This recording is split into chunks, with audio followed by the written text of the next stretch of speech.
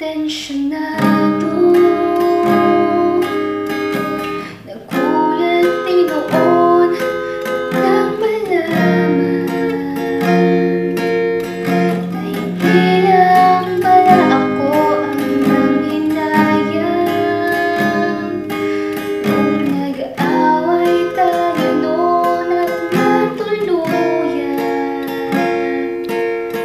sa iyakan at tampo at sandali lang.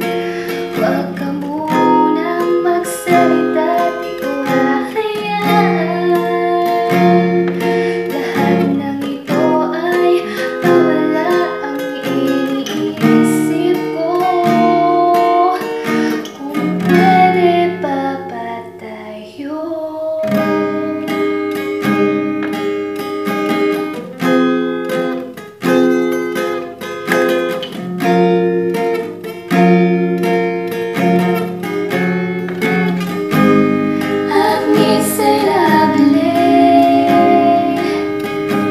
Paulit-ulit lang ang nangyayari.